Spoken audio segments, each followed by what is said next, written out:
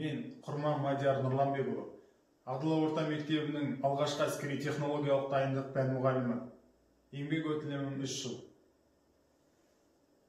Менің мақсатым оқушыларға әскери істі дәйекті оқып үйретуге, әскери және халық мүлкін мұқият ұстауға, әскери және мемлекеттік құпияны қатаң сақтауға үйретемін. Өз отанның, тәуелсіз Қазақстанның мемлекеттік мүдделерінің ер жүрек әрі батыл қорғаушысы болуға баулимын. Мадияр, сіз үшін жас маман деген кім? Жас маман дегеніміз жанып тұрған жалынды жас. Ол мақсатшыл, арманшыл және айтқанды екі етпейтін жақсы бір маман иесі. Білім министрі кім? Білім министрі Асхат Аймағамбетов. Сіздің пәніңізге тікелей сұрақ болсын. Қазақстан Республикасының қарулы күштерінің қолбасшысы кім? Қазақстан Республикасының қарулы күштерінің қолбасшысы ол Қазақстан Республикасының президенті болып табылады, және қазіргі кезде Қасым-Жомарт Кемелұлы Тоқаев. Педагогикалық жұмысқа сіз қалай келдіңіз?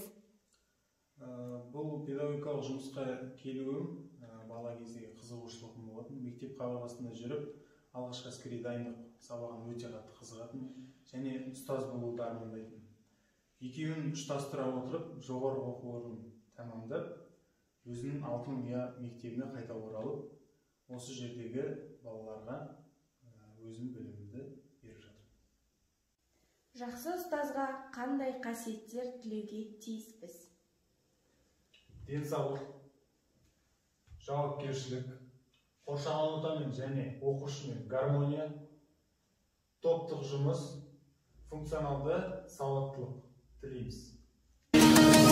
Мен қазақпын, бойымдағы қан қазақ, мен қазақпын, мен шырқайтын ән қазақ, бір қазақтың бақыты мен бағына, бар жаны мен қуаныс екен бар қазақ. Мен қазақпын, түрім қазақ, тіл қазақ, мен қазақпын, мен айтатын жыр қазақ, сүйеу болсын, тіреу болсын мың қазақ, сүрінгенде, бүлінгенде бір қазақ. Бойымдағы қан қазақ, мен қазақпын, мен шырқайтын ән қазақ, бір қазақтың бақыты мен бағына.